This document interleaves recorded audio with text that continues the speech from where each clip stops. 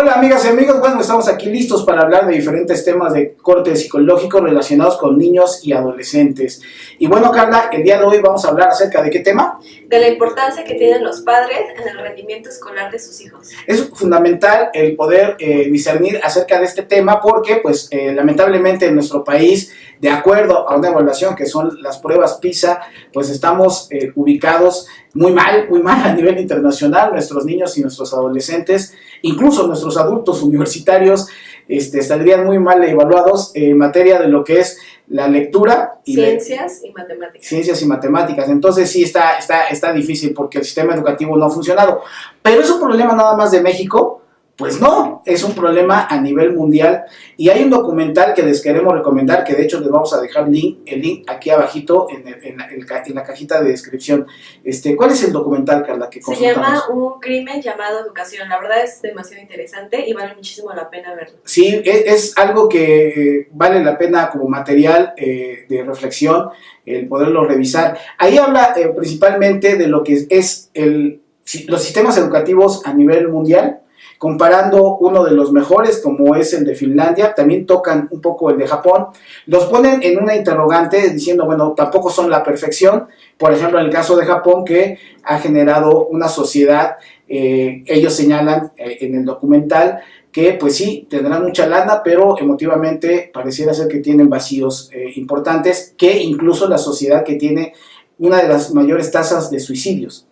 Y en el caso de Finlandia, que es de los primeros a nivel de que son las pruebas PISA, pero también tienen sus problemas sociales. Partamos de un hecho, ningún sistema educativo es perfecto, todos son perfectibles, pero indudablemente que sí son mejores que lo que tenemos nosotros en Latinoamérica. En Latinoamérica, uno de los grandes problemas que anota el documental y en donde diferentes especialistas en materia educativa y propios maestros que dan clases en diferentes países, un señalamiento que hacen y con el cual concordamos es que la educación se da en el núcleo familiar y no en las escuelas, porque la educación que tiene que ver con toda esta formación y desarrollo de la personalidad de los niños se da ahí in situ de las familias, y lo que se va a adquirir a las escuelas solamente son elementos de carácter académico, habilidades, competencias, pero si no vienen con el fundamento de una serie de valores, de comportamientos, de conductas desde la casa, pues es muy factible que fracase el rendimiento escolar en las escuelas, porque simple y sencillamente los chicos no son disciplinados, no ponen atención, no son respetuosos, no tienen empatía, no tienen una buena comunicación, y pues obviamente eso se va convirtiendo en un problema, ¿no?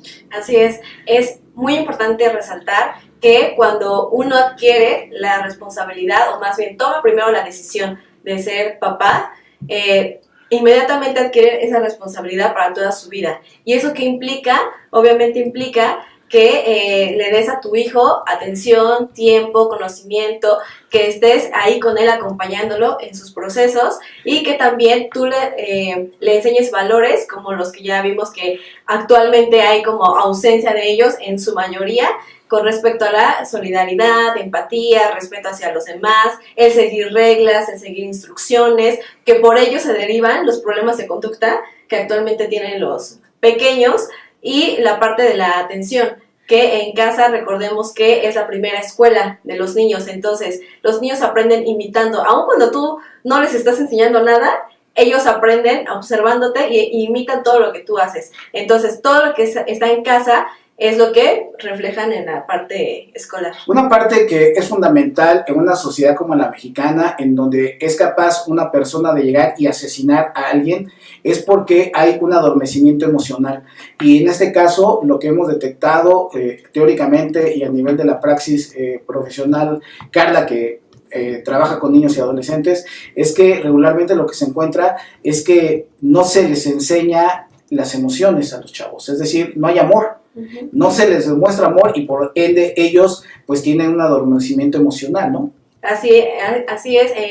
Los niños que me ha tocado trabajar con ellos han expresado, y su núcleo familiar tienen cosas en común, como es esta parte de les falta que sus familiares haya demostraciones de afecto, algo que pudiera ser tan simple, pero que realmente nos cuesta tanto como demostrar ese afecto. ¿Por qué? Porque nadie nos ha enseñado la importancia y cómo hacerlo hacia nuestros hijos. ¿Por qué? Porque luego los padres han sido educados de una forma y si con ellos sus papás no fueron amorosos, es lo mismo que replican con sus hijos. Y ya cuando se dan cuenta de la importancia que esto conlleva es cuando hacen la modificación. Pero sí es importante transmitirles a los niños este sentimiento y no dejarlos solos, porque lo que decía el documental, que ahora como los padres pues obviamente tienen que trabajar, que eso no significa que no estén ahí presente con los niños, ahora los niños se están educando solos y entonces ¿quién les está poniendo límites? ¿Quién les está enseñando valores? ¿Quién los está apoyando en la parte escolar?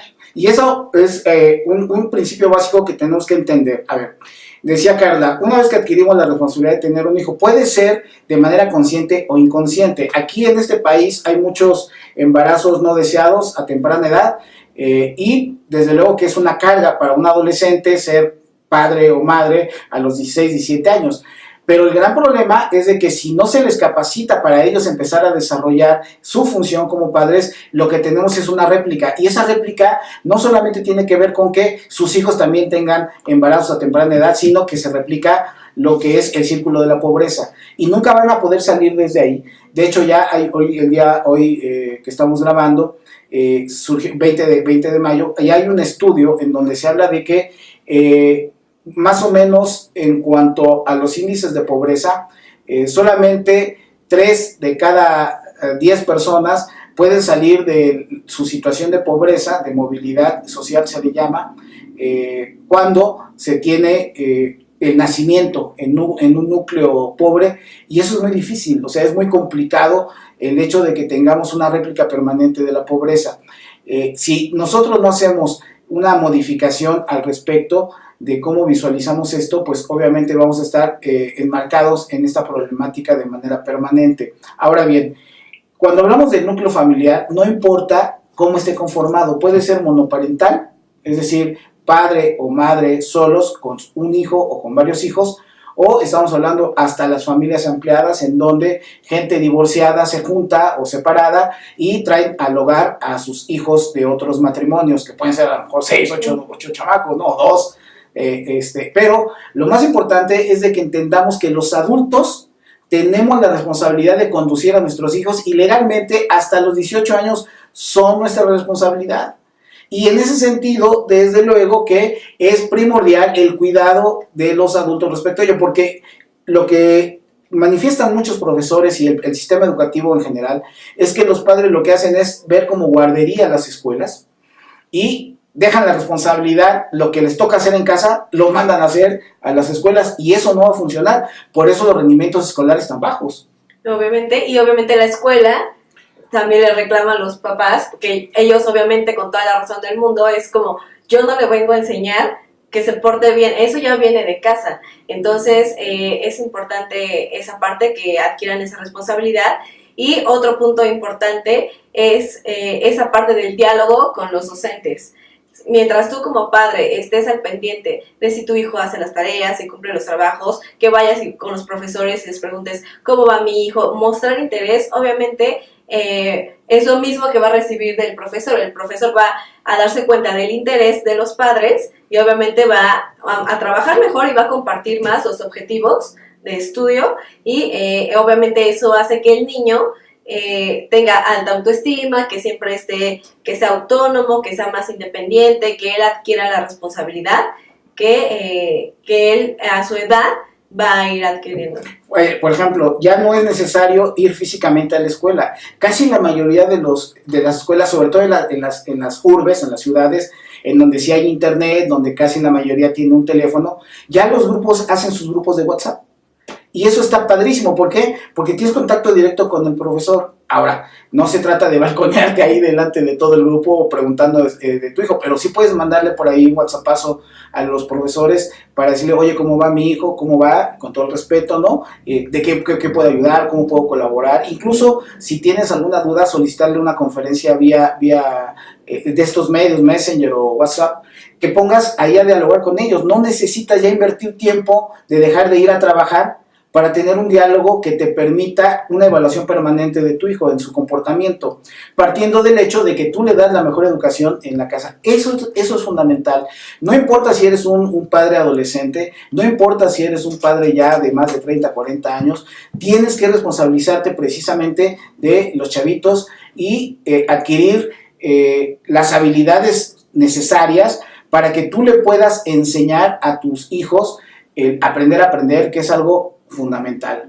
Si aprenden los niños a ser independientes académicamente a temprana edad, en la secundaria y en la preparatoria te lo vas a llevar de apechito. Porque van a saber dónde buscar la información, cómo procesarla, cómo en ese momento responder ante los diferentes cuestionamientos que se hacen a nivel académico.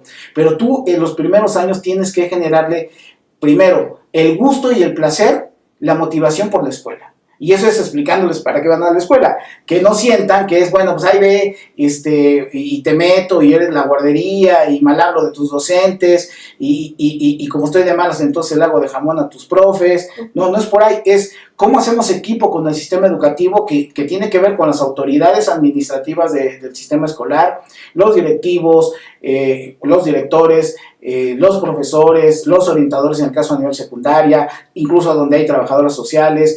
Todo esto es un equipo en pro del desarrollo de nuestros hijos, ¿no? Así es. Y ahora, la última parte que nos gustaría platicar con ustedes es, si ya partimos del hecho de que la educación se tiene que dar en casa y hay el compromiso de parte de los padres, lo demás son diferentes herramientas. Y las herramientas es, o las adquieren los padres, buscan el apoyo de un profesional, que puede ser alguien que tenga que ver con pedagogía, con psicólogos, alguien que los apoye en ese trabajo, que a lo mejor nadie nacimos sabiendo ser padres. Bueno, si no tengo la manera de comunicarme de manera adecuada con mis hijos, porque a lo mejor yo vengo de una historia difícil en mi familia, en donde yo recibía maltrato y no sé cómo acercarme con él, decirle que lo amo, que lo quiero, apapacharlo. Bueno, pues se vale pedir apoyo y que en ese momento tengas la mejor posibilidad de, como padre, funcionar con tus hijos y a partir de ahí empezar a potenciar el desarrollo académico. Así es, y por ejemplo, de acuerdo a mi experiencia,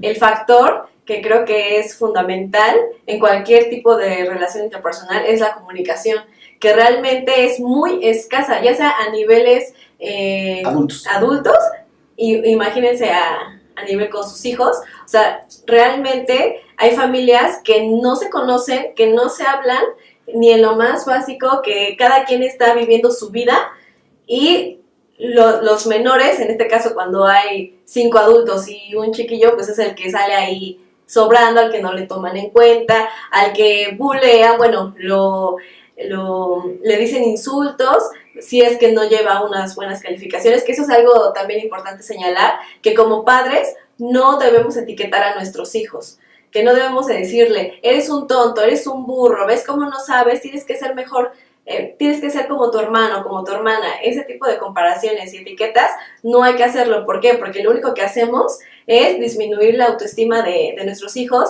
y obviamente ellos, al verse reflejado en ese contexto, son más vulnerables a que en los entornos escolares sean víctimas de bullying.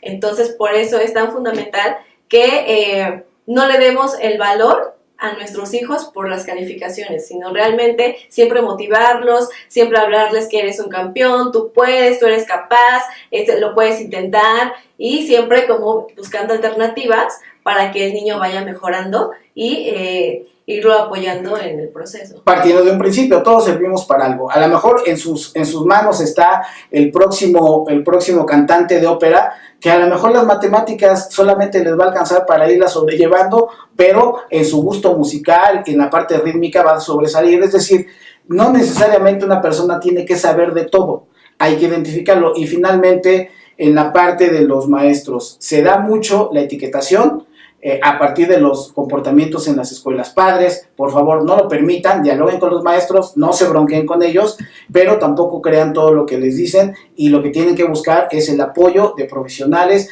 para ver qué es lo que está pasando. Eso es básico, porque el niño no puede estar con una etiqueta ni en la casa ni en las escuelas. Si queremos potenciar el rendimiento escolar de nuestros hijos, lo primero que tenemos que hacer es precisamente partir del hecho de que la educación está en la casa, desarrollar las habilidades necesarias para que los chavitos puedan aprender y hacer un gran equipo con el sistema educativo, principalmente con el docente a cargo, ahí, y en el caso de la secundaria, con los docentes a cargo, porque son varias materias, pero ahí lo que tenemos que tener es así como que estos 3 o 4 acciones concretas, y verán que sus hijos, si en este momento están reprobando, van a empezar a pasar, y si están con unas calificaciones medias bajas, las van a subir a medias, y si son de calificaciones medias, podrán ir a la excelencia. Eso es natural, con un trabajo permanente, porque el cerebro es un músculo, se puede entrenar y las habilidades se pueden desarrollar. Así que, pues Carla.